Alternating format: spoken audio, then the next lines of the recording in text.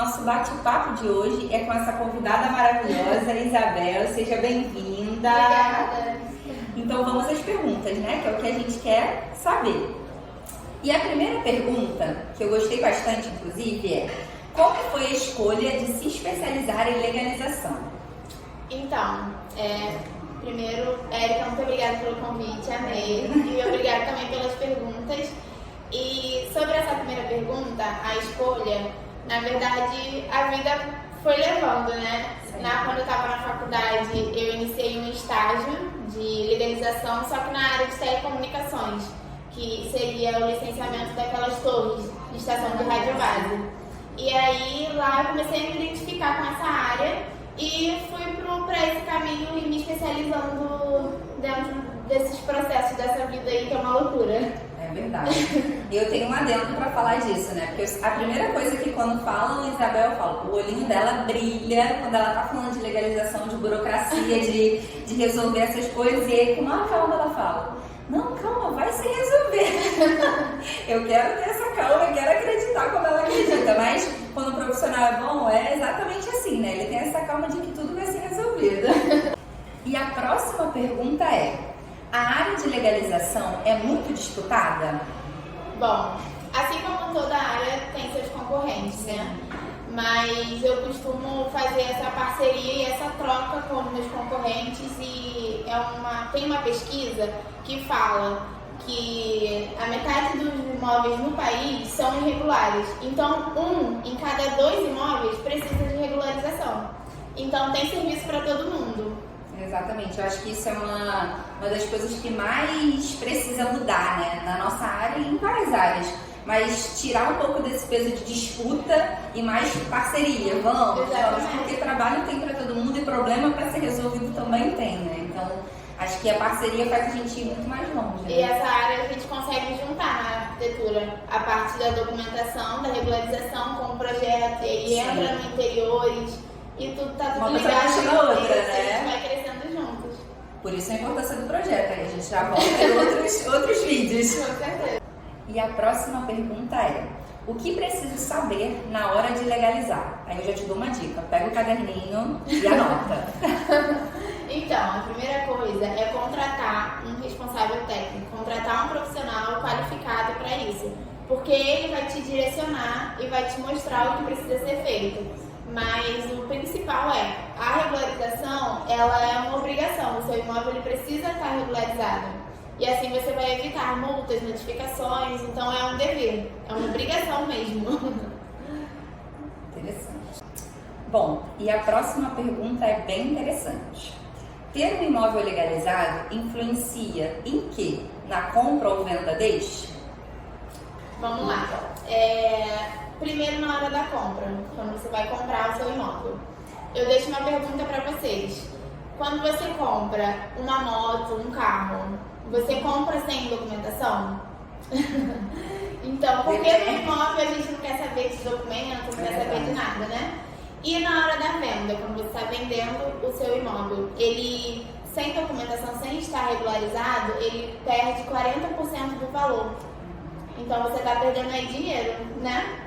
Por isso a importância de você não perder nenhum valor na hora da venda e não ter preocupação com a documentação na hora que você está comprando, porque você está adquirindo esse imóvel.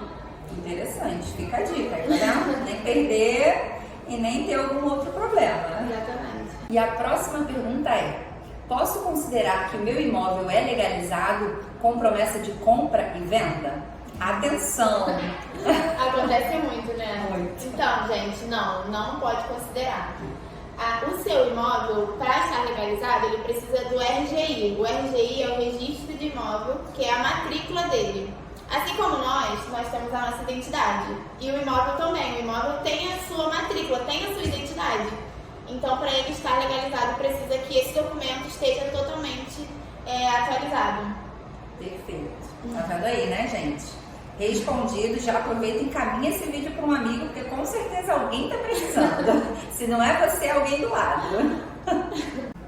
E a próxima pergunta é a pergunta que não quer calar, hein? Quero fazer mais um andar. Como faço para legalizar? Ainda rima. Essa é boa, hein?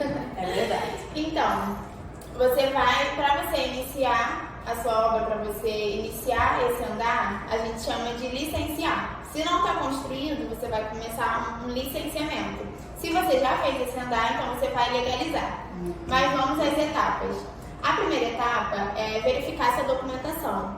Primeira etapa de lei sempre, eu vejo o que o cliente tem, qual o documento que ele tem dessa casa, desse imóvel. Então, iniciamos no EVTL. O EVTL é o estudo de viabilidade técnica e legal, que ele é muito importante e é primordial para todo tipo de processo. A gente inicia essa análise e verifica os parâmetros urbanísticos, o que ele pode construir ali naquele local. Se esse andar pode ser feito, porque ele pode não atender a legislação.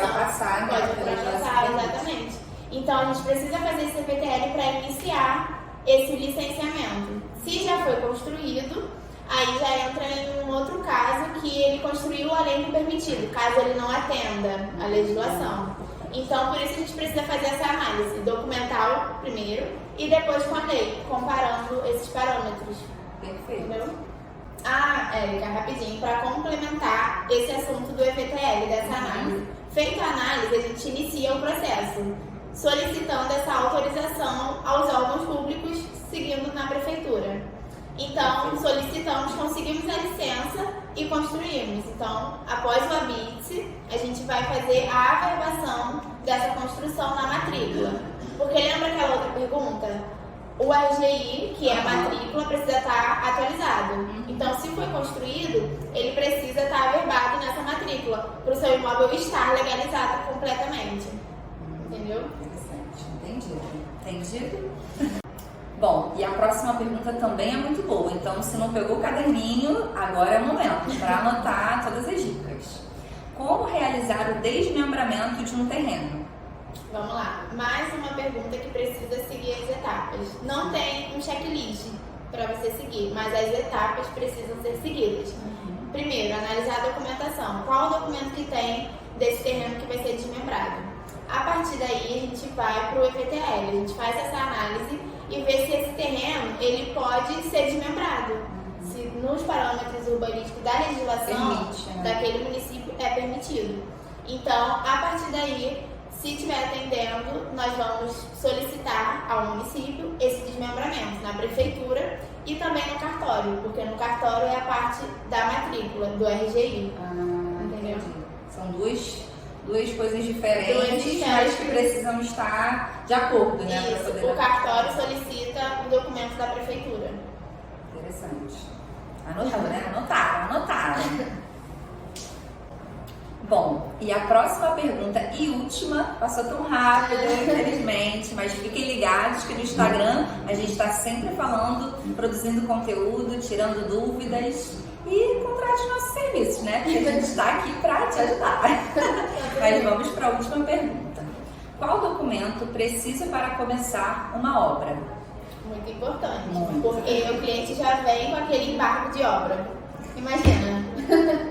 É verdade. Então, antes, para você não receber isso, não receber multa, não receber notificação, sua obra não ficar parada, porque se a obra está parada, você perde dinheiro. Sim. Né? Então, primeiro contrate um responsável técnico e aí você começa com a solicitação da licença de obras. Se você quer iniciar a sua obra, você solicita a licença de obras ou o alvará de obras, dependendo do município. E aí essa licença vai ser emitida com a documentação completa, o projeto completo, né, o projeto legal que a gente utiliza do projeto de arquitetura para o projeto legal que precisa constar as exigências da prefeitura. Então, com essa aprovação do projeto e com a licença de obras, você começa a sua obra sem preocupação. E para constar também na licença de obras, vem algumas restrições lá embaixo, que você precisa também atender, que é a colocação da placa de obra.